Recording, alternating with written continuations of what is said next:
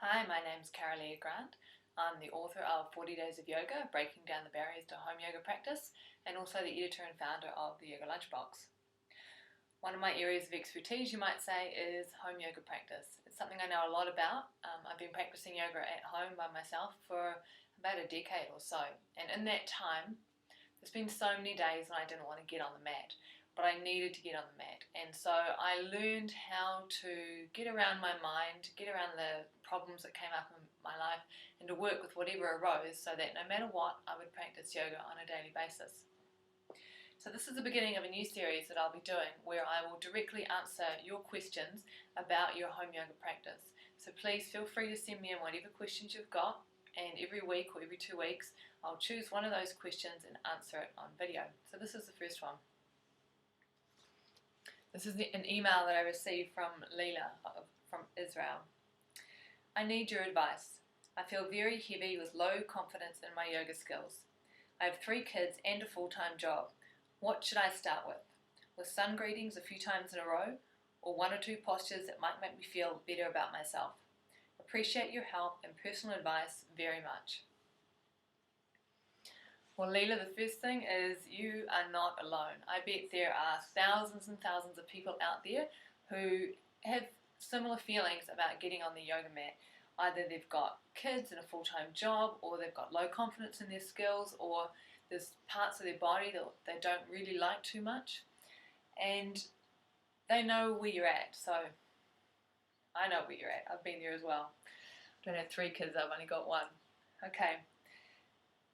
First thing to realize is that when we commit to getting on our yoga mat, when it's just us at home by ourselves, we're going to inevitably come face to face with who we are.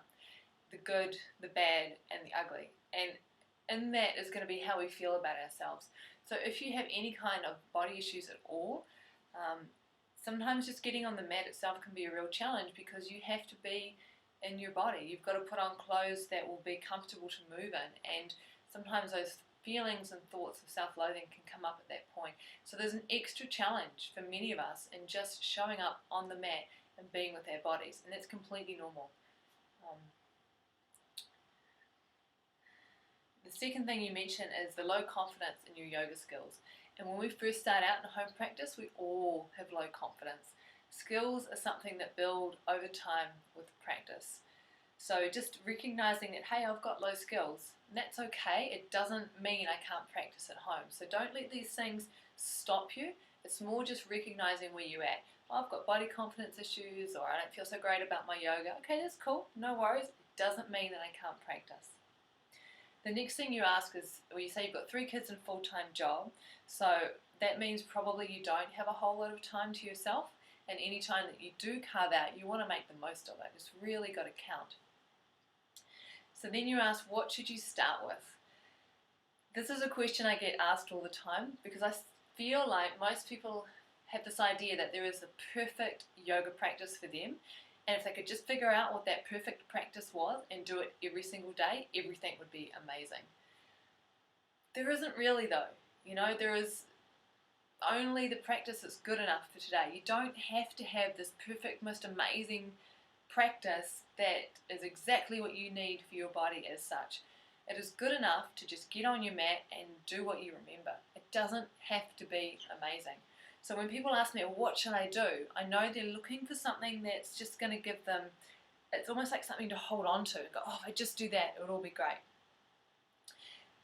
That set aside though, it does really help when you're doing your practice if you decide to do something specific every single day, because it does give you something to hold on to, like an anchor. I usually call this anchoring your practice.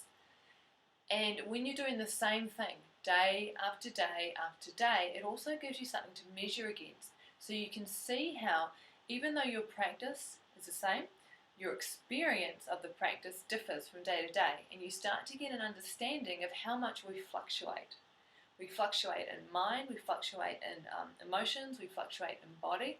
So with a stable, steady practice, we're able to better observe ourselves in relationship to that practice.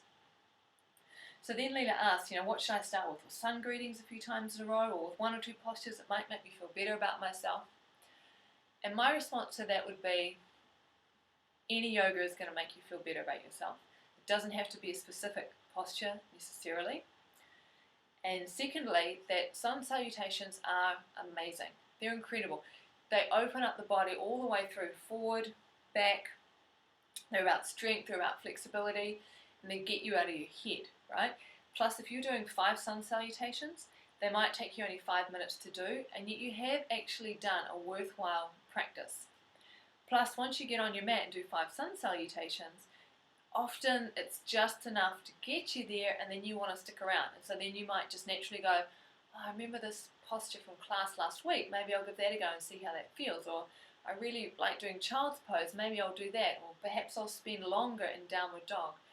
So when you say to yourself, I'm just going to do sun salutations every day, it hooks you in, it gives you an anchor, it gets you on your mat, and some days you might do more. So for Lila, what I would suggest to you is, it sounds like because you're offering it, you're saying, should I do, you call them sun greetings, I like that, sun greetings, because it is, we're greeting the sun. It sounds like you know what they are. So I would suggest that if you are familiar with sun salutations, that they are a really good thing to start to get you hooked into a daily practice. Just make that commitment. For 40 days, I will do 5 sun salutations, because you know it doesn't take too much time. If you do have more time, you can expand it out. So you can take longer in Uttanasana, or standing forward fold. You might take longer in downward dog. You might even do some exploring through upward dog or cobra. And so your sun salutations, they can adapt to what you need each day, yet you know, okay, have I done my sun salutations? It's 9 o'clock at night. I haven't done my sun salutations. Now, ideally, it's not the best time to be doing sun salutations, because obviously it's nighttime, you're starting to, cruise down, you want to go to sleep soon, but it's not going to kill you. Like, better to do your yoga when it's only 5 sun salutations, okay? So Lila, my advice to you, or my suggestions, I don't really like to give advice, but if I was you, what I would look at is, if you can get on your mat every single day, and even just start with, say, 3 sun salutations, and commit to doing a 40-day practice, you will feel better about yourself just showing up and doing that. And if you've got time, maybe do a little bit of reading online and read up about each posture, and maybe just choose one posture a day. So maybe start with Tadasana, standing mountain pose, and just read about it, maybe watch a video or 2, and then take those learnings onto your mat. So your home practice isn't just necessarily about getting on the mat and doing the practice. It's also about taking responsibility for self-educating yourself. So I think that would address the concerns that you raised. You said you feel heavy. Sun salutations should still be fine for you in that case. Low confidence in your yoga skills, but sun salutations give you something concrete where you can build up over time. And you've got 3 kids and full-time jobs, so you're busy, as many of us are. But again, if you start with, say, just 3 sun salutations, then you can get that done in 5 minutes or 7 minutes. So you can fit that into your day. It's not a problem. You can put the jug on in the morning when you're waiting for the jug to boil, when you're making your coffee. You can literally do your sun salutations then. There's time, always time to fit in yoga when you make it a priority. I think that's a good place to start, Lila. And from there, you'll be amazed at what will unfold. Okay? So you'll do your sun salutations every day, and like I said, it may be that other postures start to come up, other postures make you feel good. You may find that back bends are really good, so you may find you want to do 5 sun salutations, and then bridge posture, followed by a twist, and shavasana. And that's a nice short yoga practice, but it's whole. It gives you everything that you need. So that's me, Kara-Leah. If you've got questions about home practice, please send them through to me. I'll put my details at the bottom of the video, etc. Really happy to help out and just to do whatever it takes to get you on your mat, because I know that practicing yoga every day makes an enormous difference to my well-being.